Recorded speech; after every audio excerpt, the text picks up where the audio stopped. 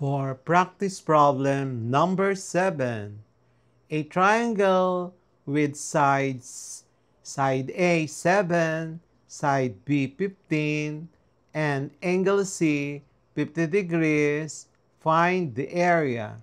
So we're given side A 7, side B 15, angle C 50 degrees. So we are required to determine the area A. So use the formula A is equal to 1 half side A times side B times sine of angle C.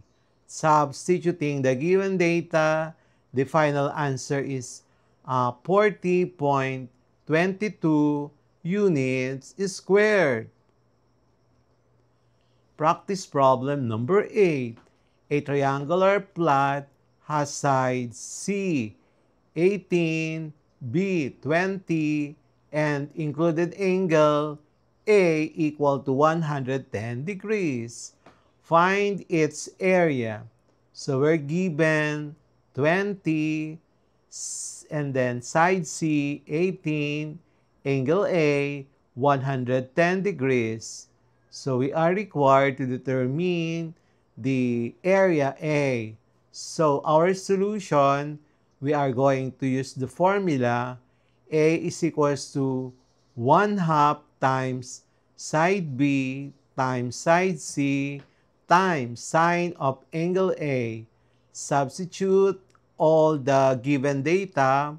Our final answer is 169.14 units squared. Practice problem number 9. Find the area of the triangle with side A 6.5, side C 9.2, and included angle B is equal to 70 degrees. So we are given side A 6.5, side C 9.2, angle B 70 degrees. So we are required to determine the area A. So our solution, capital letter A is equal to 1 half side A times side C times sine of angle B. Substitute all the given data. The final answer is A is equal to 28.1 units squared. Practice problem number 10. A triangle has side A 16, side B 24, and included angle C is equal to 30 degrees. Find its area. So the area given, side A is equal to 16, side B is 24, angle C is 30. Required the area A. So our solution, use the formula A is equals to 1 half AB sine of angle C. Substitute all the given data. So the final answer is A is equal to 96 units squared. And then number 11. Find the area of a triangle with sides A equal to 7, B is equal to 8, and C is equal to 9. So we're given 3 sides, side A 7, side B 8, side C 9. So required the area A. So our solution, we are going to use Heron's formula. Of course, we need to compute first the value of S, the semi-perimeter. We add those 3 sides and divide by 2. Substituting the given data, our answer is 12. And finally, the formula for A using Heron's formula is equal to the square root of S times S minus A times S minus B times S minus C Substitute the given three sides and the value of S. We will be getting a value of the area, which is approximately 26.83 units squared. Number 12. A triangle has side lengths A equal to 10, B equal to 12, C is equal to 14. Find its area. So we're given side A, 10, side B, 12, side C, 14. So we are required A. So first, obtain S.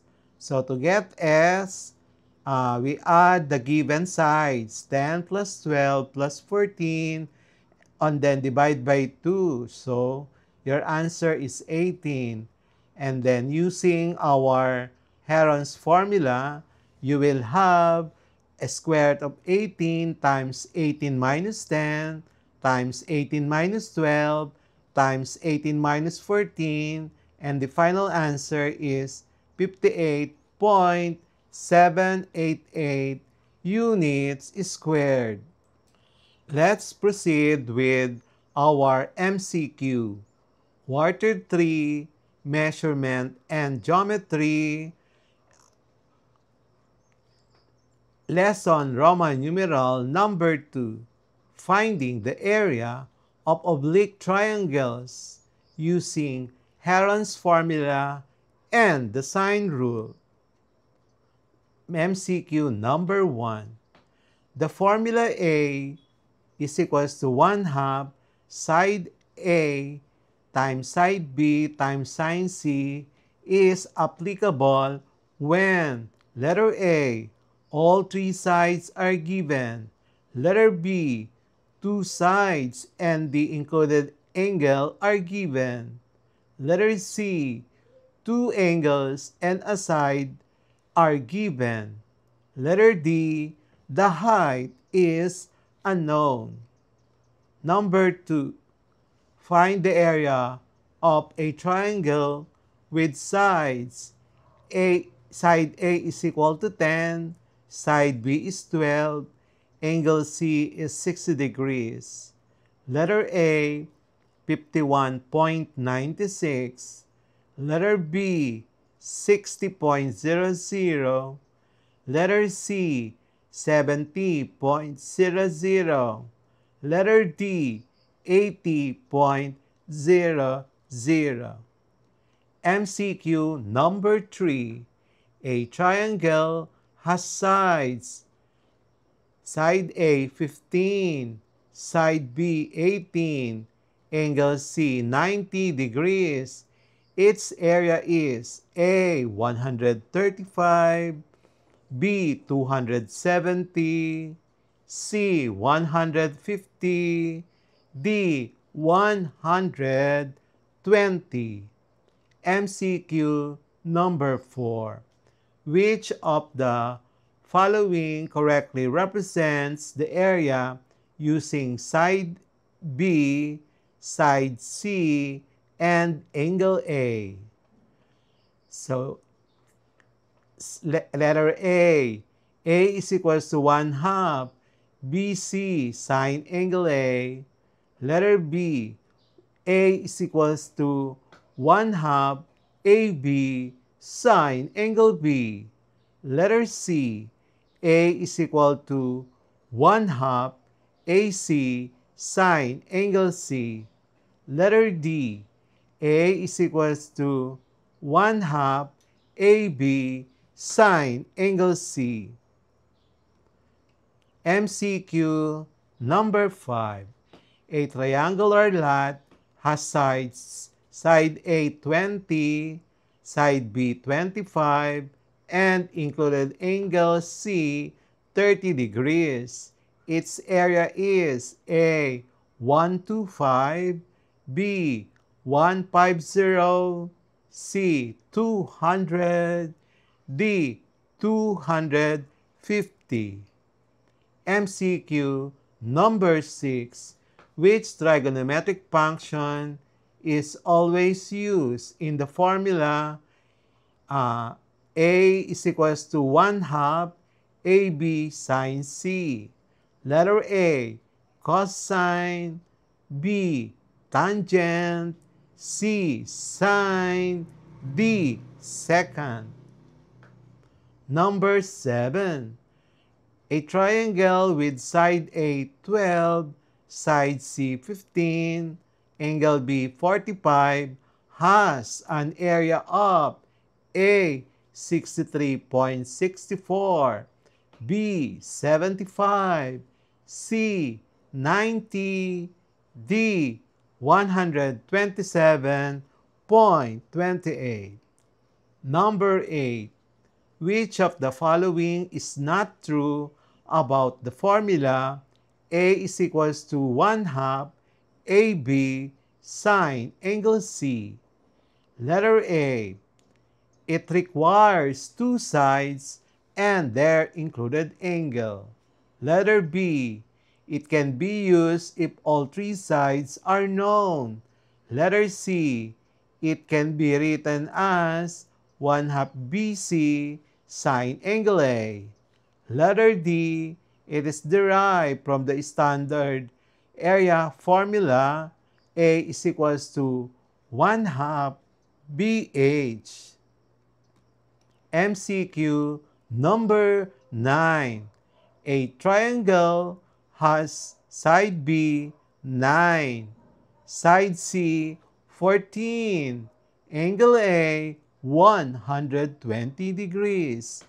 The area is A 36.5, B 54.6, C 63.0, letter D 72.5. MCQ number 10.